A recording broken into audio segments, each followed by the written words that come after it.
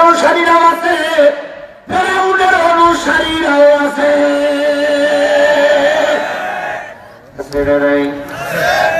এই হাজার হাজার জনতার ভিতরে আবু জেহেলের পক্ষের দুই একজন লোক আছে না নাই?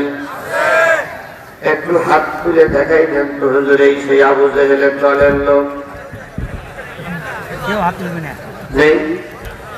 থাকলেও দেখা যাবে।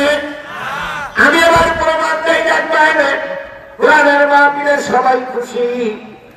আবু জেহেলের পক্ষের লোক কিংবা আগের যাদের আগের পক্ষে প্রাণ আছে, দেখবেন সবাই খুশি।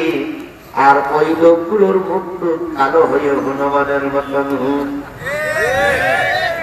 ঠিক,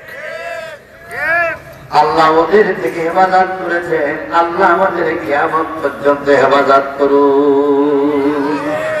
কোরআন শরীফের বিষয়বস্তু কয়টা? 5টা বিষয়ের পরে কোরআন নাযিল হলো। এবার কোরআন আসছে কাদের জন্য? না, কোরআন ইমানদারের জন্য নয়, মুমিনের জন্য নয়। কোরআন আসছে মানুষের জন্য। হুদাল লিন-নাস, মানুষের জন্য হিদায়াতের কিতাব হলো কোরআন। এই কোরআন আপনার আমার কাছে দাবি করে 6টা। কয়টা? সবাই মিলে বলতেন এখানে যেহেতু দুই নেতার একই মঞ্চে হাসি মুখে বিদায় দিলেন, এটাই ছিল আমাদের চাওয়া পাওয়া। আমরা চাই এই ভালোবাসা দিয়ে আমরা যেন দেশকে কাঙ্ক্ষিত জায়গায় নিয়ে যেতে পারি। মোশাররফ ভাইকে বসাই রেখে বলি, এবার ডাক্তার ফয়সালকে বসাই রেখে বলি, ডাক্তার সাহেব আপনি মোশাররফ ভাই স্মৃতি বয়সে কম, আল্লাহ যদি মোশাররফ ভাইকে সম্মানিত করে আপনি উনি আপনার বাড়ি যা খান না যাক, ওনার বাড়ি আপনি আগে আসবেন। কারণ উনি হলো মুরব্বী আর আপনি হলেন পরের ব্যাস। মুরব্বীদের সম্মান করলে আল্লাহ আপনার মর্যাদা বাড়িয়ে দেবে।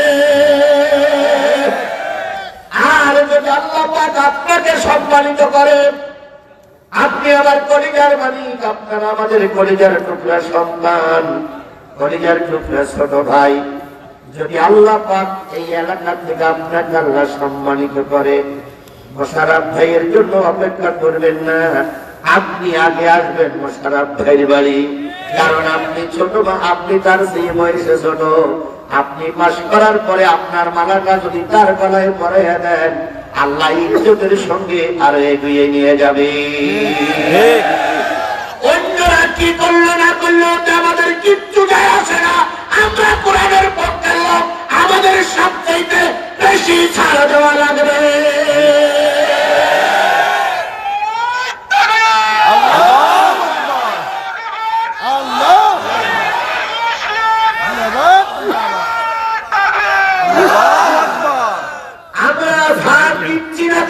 কথা বলেন, বাংলাদেশ জামাত ইসলামের আমির 11 দলের ভিতরে বাংলাদেশের একজন পীর সাহেব আমাদের সঙ্গে ছিল। কথা বলে পীর সাহেব যখন চলে গেলেন, পীর সাহেবের আসন থেকে জামাত ইসলামের যে নমিনি ছিল তাকে উইথড্র করা হলো। কেন উইথড্র করা হলো? তিনি বললেন যে আমার প্রার্থী আর অন্যায় থাকে, তাহলে কোনো কারণে যদি ফেল করে তাহলে উনি বলবে জামাত আমাকে ফেল করেছে। এই জন্য কত বড় মনের মানুষ, আল্লাহু আকবার। তিনি ওখান থেকে প্রার্থী কি করলেন? উইথড্র করেছেন। সেখানে কিন্তু ওনার আসলে কিন্তু জামাতের প্রার্থী নাই। 2 নম্বর কথা, আপনারা দেখবেন গোটা বাংলাদেশের লক্ষ লক্ষ মানুষের কাছে আমিরে জামাত কথা বলছে, কিন্তু একটা বারো পীর সাহেবের ব্যাপারে কোনো কথা বলে নাই।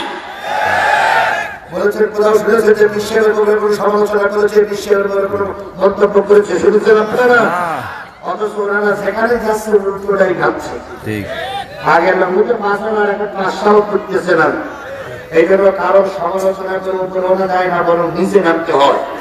আমি এই কথাটা দুই নেতাকে বোঝানোর জন্য কথা বললাম। কথা বলেন ঠিক না? ঠিক। তাহলে কোরআন শরীফ কাদের জন্য নাযিল হয়েছে?